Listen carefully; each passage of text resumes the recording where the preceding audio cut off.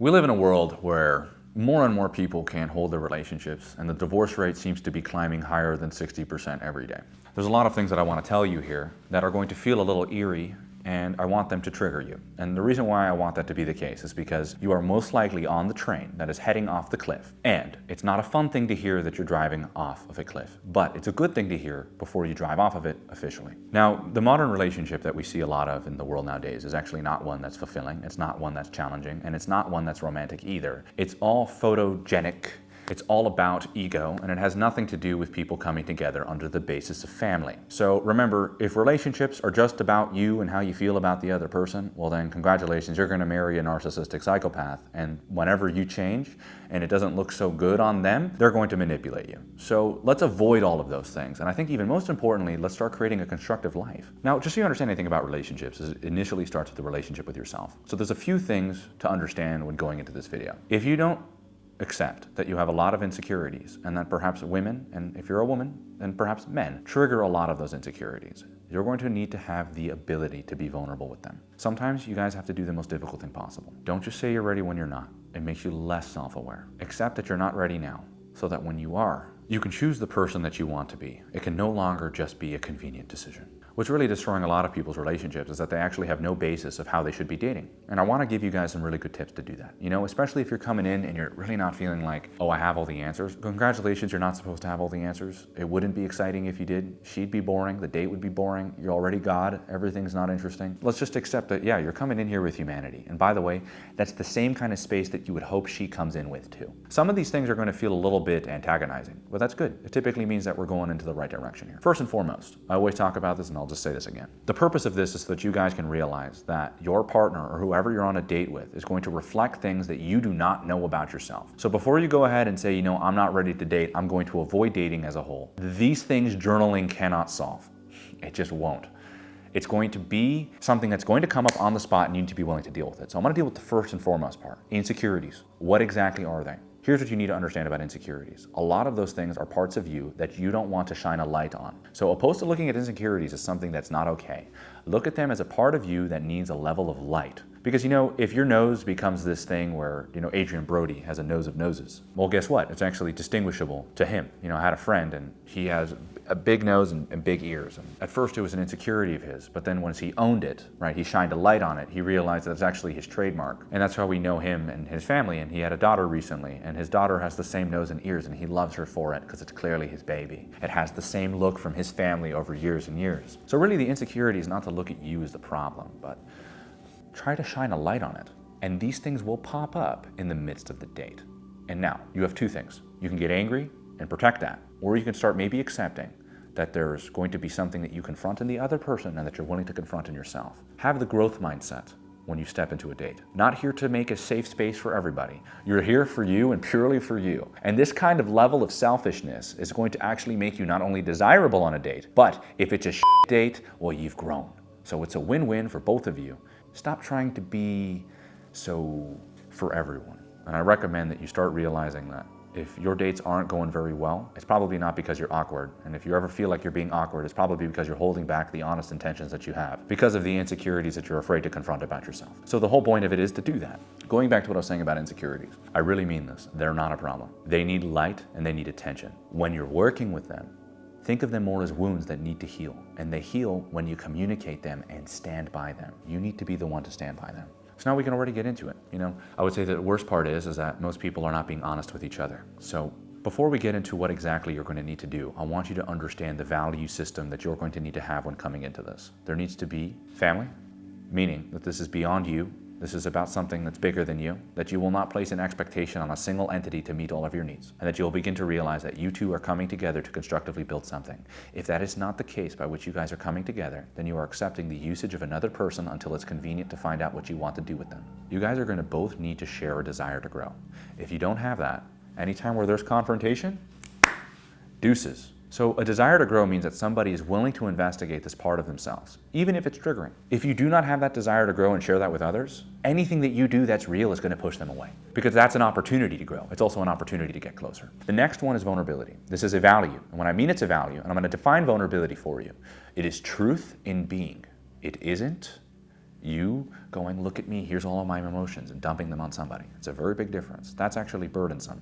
Being vulnerability is a freeing state by which there is no expectation on yourself or the other person on the behavior that you have. It's real and it's honest. So the second principle that we have is vulnerability. But that vulnerability principle is also, I guess you could say, compounded with honesty. And that's how I really want you to look at it.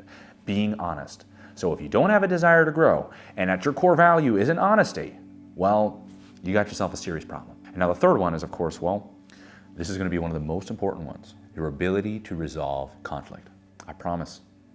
You don't know them until you challenge them. If there's a problem and you guys cannot resolve the conflict and you guys are worse for it and you shut down and you turn away from each other and you drive away home not saying a word to her or her not saying a word to you, then what you are pretty much rewarding is that there will be no inconveniences in their life, and at any point where you say something that can create a fight, you will avoid it. The true test of a relationship is your ability to resolve the conflict and get down to the bottom of it. The beauty of this is that not only can you see each other, you can fight for each other, and there's so much beauty in that. Now it kind of goes into, I guess, say, the more superficial thing, level one. If you don't accept that you are going to be manipulative, number one, and number two, that you're going to cast a projection on nearly every woman that you find attractive. And what it means to cast a projection means all of the repressed things that you want her to be, you will make her. Listen to that. Everything that your projection is, you will want to make her, meaning that you're not listening.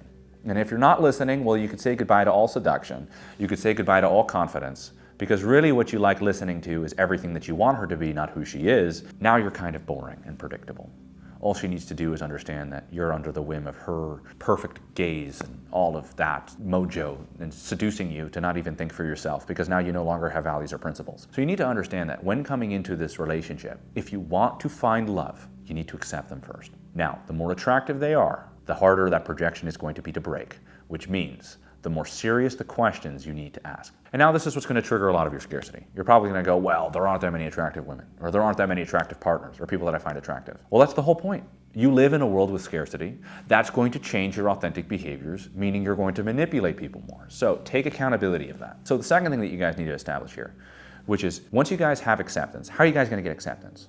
You need to ask serious questions. And I promise you, and you want to know the thing that's really tearing people's lives apart, they haven't talked about where they want to be married. They never talked about when they want to be married. They never talked about how they want to raise their children. They never talked about their sexual history. They never talked about their past relationships. And do you want to know the tragic part about when people do? They ask these questions when it's too late, when they're living with them, when their ring is on their finger, when somebody's pregnant.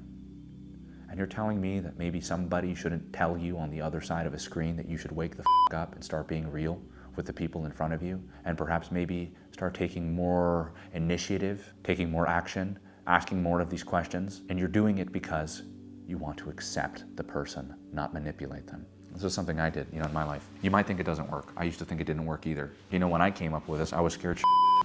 A lot of my dates would look like me performing for them, thinking I created a safe space. I had a bunch of secret intentions that I would stack on them, and I would never really know who they are. And it was so great for them because they were laughing and giggling, and I'm there performing like a circus clown, when really, all of the things that would have allowed me to see them were on the other side of these questions. So the way that my dates used to look were, wait till the third or fifth date after you've casted a projection and slept with them 4 or 5 times, and then find out the truth. What do you think happens?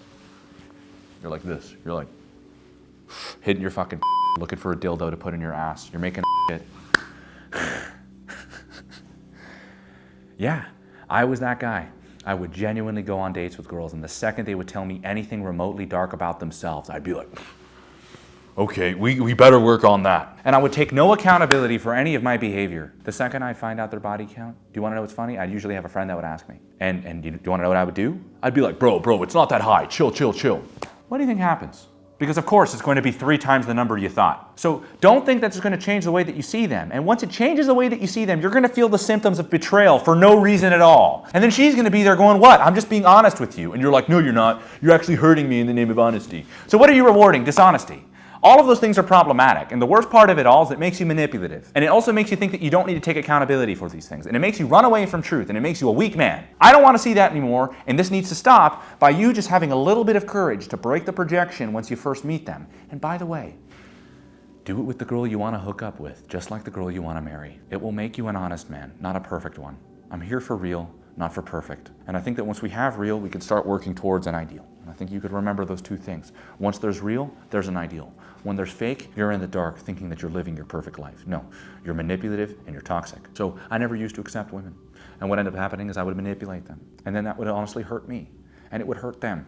And then I would keep dating the same girl with a different name for the next 3 years until I took accountability to realize that perhaps maybe I should be honest. Now, the way that my dates look now is, and I mean this, I'm very vulnerable, I'm very honest. I'll get in my car and I'll look at them and I'll go, holy hell, what was God thinking when he made you? And that's the first thing that comes to my head. And you know what the second thing I'll say after that is, okay, this is gonna sound crazy, which is called setting a frame. I'm gonna ask you these questions. And she goes, why do you want to ask me crazy questions so soon? And it's like, well, because I'm trying not to manipulate you, you're so hot. And then she'll probably laugh and find it admirable because I am being vulnerable, I'm communicating the attraction, and I don't really care if she thinks it's leveraging. But I'll also be honest. And she goes, well, why do you want to ask these questions? And I said, they're going to sound intense. And the reason why I ask these questions is because I want to accept you, not make you how I want to see you.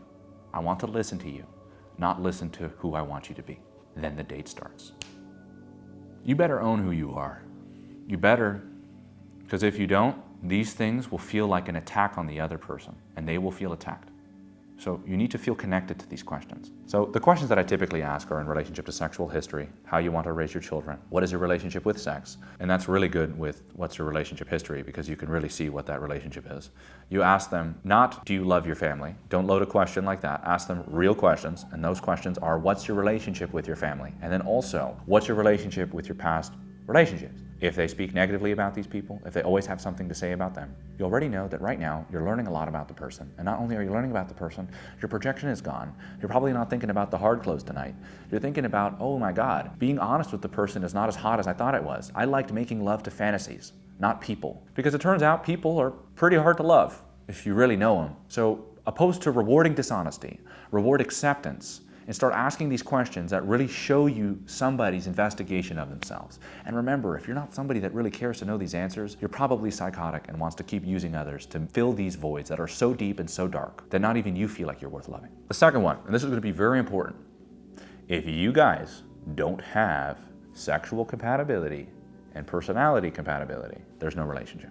And the reason why I'm saying this is because sex has brought more couples together than the church or any institution ever has, because it's quite literally our basal function. It's our biological function. To reject the notion that sex is bringing you guys together would be rejecting the notion that there wasn't something to the fact that your gene pools complete each other, and perhaps that the thing that's going to make you feel the most connected to life is going to be that space that you guys share. It's not a problem to lust your partner, it's a beautiful thing. And if there's no respect in that space, then it's of course a problem and it just exists on its own. So what I often notice is that you guys need to understand how powerful attraction is. If you're not attracted to them, do not be with them. Do not be with them. And the reason why I'm saying this is because you will manipulate them after the fact. And also you could tell them the truth. I'm not that attracted to you, but there's a lot of your personality that makes you more attractive. Nope, that's up. In fact, what you should do is just understand yourself that this person isn't for you. Why? Because attraction is that damn important. And you should make that one of your values, and you shouldn't settle for less. Because if you want to know what happens once you do settle for less, you can start saying hello to hookers, prostitutes, and cheating on your partner. And if you want to reward that behavior, keep doing that. And of course, the last one. This is going to be the next 50% of what makes this the most important. Your values and your vision of the future. You will need to share those values. I promise you. This is going to be how you raise your family. This is going to be the things that you ask from yourself and the things that you ask from her. It's going to be the reason why you guys can build a life together. Think about how beautiful that is. Without that vision and without those values, there's no life that you can build together. I think that this gives an opportunity for people to respect one another because you guys are willing to challenge one another. So I want to kind of wrap this up so you guys can really see how this works. I'm also going to leave a little bonus of red flags and watch the outs. But the beauty of this is now you meet somebody, you share these core values, you accept them, you find out who they are, you ask the questions, you enjoy the date throughout that process. You start realizing that your values and your connection to those values makes you somebody who's able to be challenged. When you guys interact with that challenge, you can resolve that conflict and you could see what? The truth about each other, not just who you say you are to one another. You could also see how good you guys are at solving problems, which is why men and women come together. There's going to be a lot of problems in the horizon of your life. And how about maybe you start showing a spark of what you could be today? By knowing who they are, by accepting them, by understanding how important attraction is, and by establishing the values and vision for your life moving forward. If you guys share the core value of family, and that you're willing to go through with that, and you understand the importance of sex, you can create a beautiful life by which you build with somebody. And that not only will your challenges not be something that are enjoyable, you will look forward to the fight because it's an opportunity to get closer to the parts of yourself that are embodied in the opposite sex in front of you. If you want to continue dating the way that the world tells you to date, be sweet, be nice, and don't be real. I want you to be real. And if you need to be harsh and you need to inconvenience others for freedom itself, so be it.